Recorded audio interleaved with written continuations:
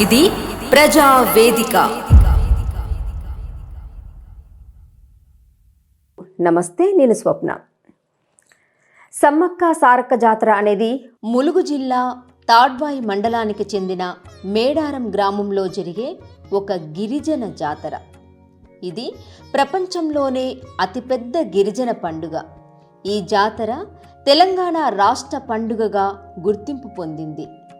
భారతదేశంలో కుంభమేళా తరువాత అత్యధికులు హాజరయ్యే పండుగ శ్రీ సమ్మక్క సారక్క మేడారం జాతర. వివిధ రాష్ట్రాల నుండి కోట్లల్లో జనం హాజరవుతారు. ములుగు జిల్లా కేంద్రం నుండి 44 కిలోమీటర్ల దూరంలో తాడ్వాయి మండలంలో ఉన్న మారుమూల అటవీ ప్రాంతమైన మేడారంలో దట్టమైన అడవులు, కొండకోణల మధ్య ఈ చారిత్రాత్మకమైన జాతర జరుగుతుంది. సమస్త గిరిజనుల సమారాధ్య దేవతలు, కష్టాలు కడతీర్చే కలియుగ దైవాలుగా, ఆపదలో ఉన్న వారిని ఆదుకునే ఆపద్బాంధవులుగా కేవలం తెలంగాణలోనే కాక అఖిల భారతదేశంలోనే వనదేవతలుగా పూజలందుకుంటున్నారు శ్రీ సమ్మక్క సారలక్క.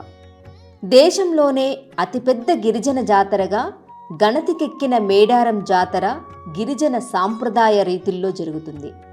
తెలంగాణ రాష్ట్రం నుండే కాకుండా పొరుగు రాష్ట్రాలైన ఆంధ్రప్రదేశ్, మహారాష్ట్ర, మధ్యప్రదేశ్, ఒడిశా, ఛత్తీస్గఢ్, జార్ఖండ్ రాష్ట్రాల నుండి కూడా లక్షల కొద్దీ భక్తులు తండోపతండాలుగా తరలివచ్చి అమ్మవారులకి మొక్కులు చెల్లించుకుంటారు.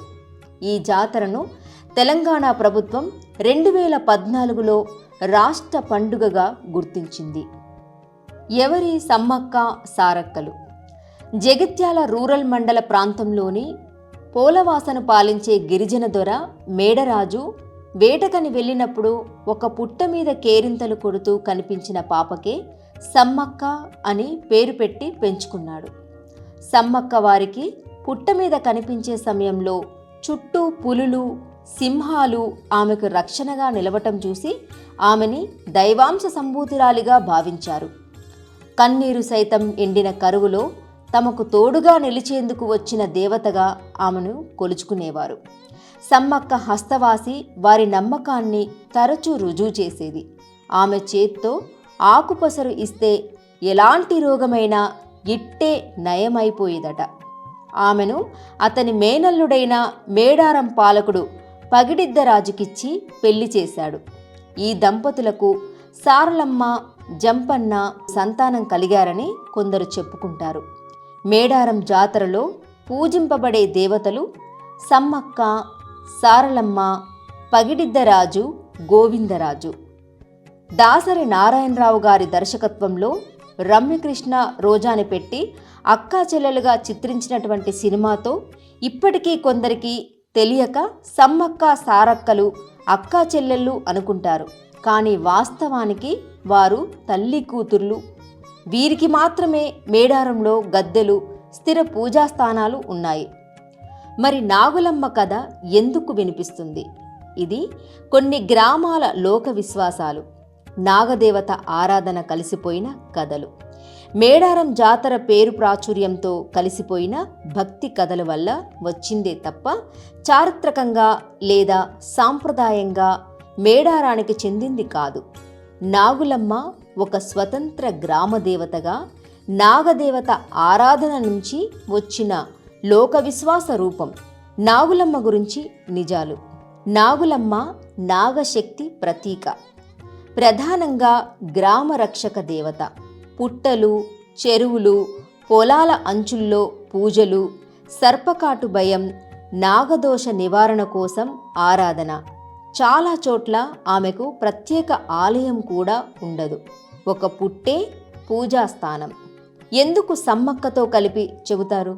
సమ్మక్క కూడా అడవి, ప్రకృతి దేవత. నాగులమ్మ కూడా భూమి, ప్రకృతి శక్తి.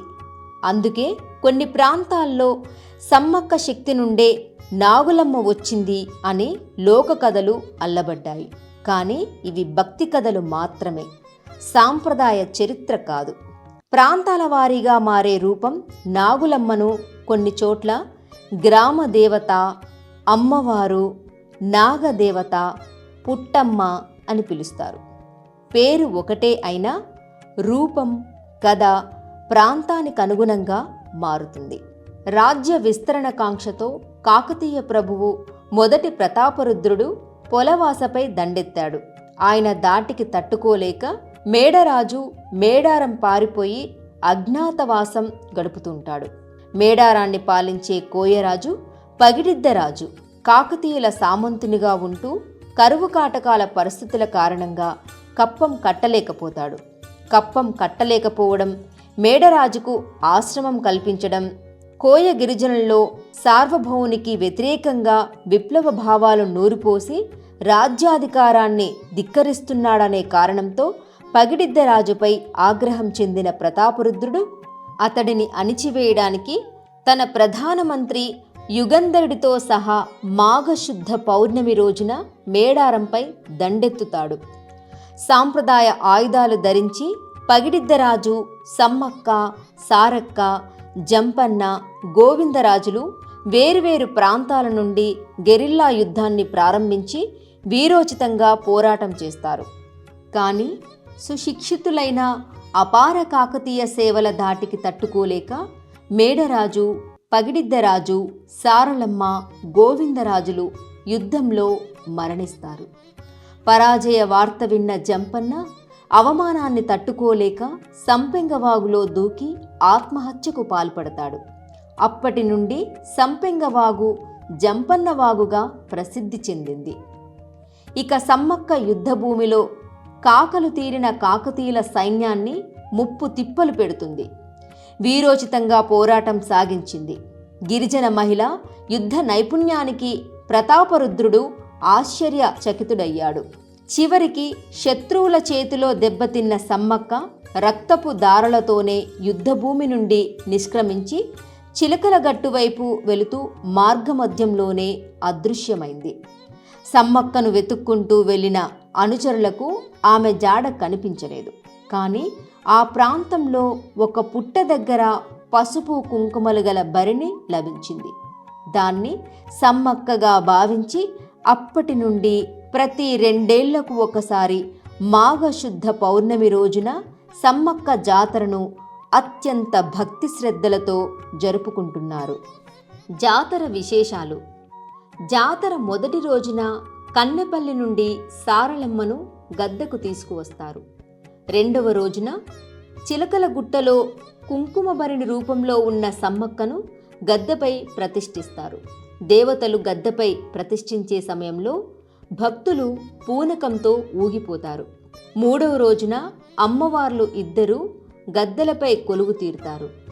4వ రోజు సాయంత్రం ఆవాహన పలికి దేవతలను ఇద్దరిని తిరిగి యుద్ధస్థానానికి తరలిస్తారు.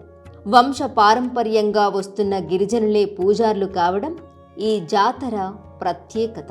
తమ కోరికలు తీర్చమని భక్తులు అమ్మవార్లకు బంగారం అనగా బెల్లాన్ని నైవేద్యంగా సమర్పించుకుంటారు.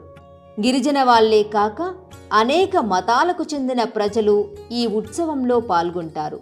సుమారు 1 కోటికి పైగా జనం పాల్గొనే మహా గొప్ప జాతర. ఈ జాతర ఆసియాలోనే అతిపెద్ద జాతర. తెలంగాణ కుంభమేళ. తెలంగాణలో జరిగే అతిపెద్ద విశిష్ట గిరిజన జాతర మేడారం శ్రీ సమ్మక్క సారలమ్మల జాతర. ఈ జాతర 2 ఏళ్లకు ఒకసారి జరుగుతుంది. సుమారు 900 సంవత్సరాల చరిత్ర కలిగిన ఈ జాతరను 1940వ సంవత్సరం వరకు చిలకలగుట్టపై గిరిజనులు మాత్రమే జరుపుకునేవారు. కానీ 1940 తరువాత తెలంగాణ ప్రజలంతా కలిసి జరుపుకుంటున్నారు. ఏటేటా జనం పెరుగుతుండడంతో జాతరను కొండ కింద జరపడం ప్రారంభించారు. అమ్మవార్ల చిహ్నంగా గద్దెలు ఏర్పాటు చేయబడి ఉంటాయి. ఈ గద్దెలపైకి జాతర రోజు అమ్మవార్ల ప్రతిరూపాలుగా ఉన్న కుంకుమ భరిణలను తీసుకువస్తారు. పూర్తిగా గిరిజన సాంప్రదాయంలో జరిగే ఈ జాతరకు తెలంగాణ నుండే కాక మధ్యప్రదేశ్, ఛత్తీస్గఢ్, మహారాష్ట్ర, ఒడిశా రాష్ట్రాల నుండి సుమారు 1 కోటికి పైగా భక్తజనం వచ్చి అమ్మవార్లను దర్శించుకుంటారు. దర్శించుకునే భక్తులకు మేడారం చుట్టూరా అష్ట దిగ్బంధనం వేసినట్లు కోట్లల్లో అమ్మవారిని కొలిచేందుకు భక్తులు బారులు తీరినా చిన్న చీమ దోమ కుట్టకుండా అంటువ్యాధులు ప్రబలకుండా కొలిచిన వారికి కొంగు బంగారమై భక్తుల కోరికలు నెరవేరుస్తూ 2 ఏళ్లకోసారి తెలంగాణలో జరుపుకునే ప్రసిద్ధి చెందిన అతిపెద్ద గిరిజన జాతరే శ్రీ సమ్మక్క సారలక్క మేడారం జాతర. న్యాయం వైపు నిలబడే గలం గంగా ప్రవాహం. For latest updates subscribe to Zee News. ఇది ప్రజా వేదిక.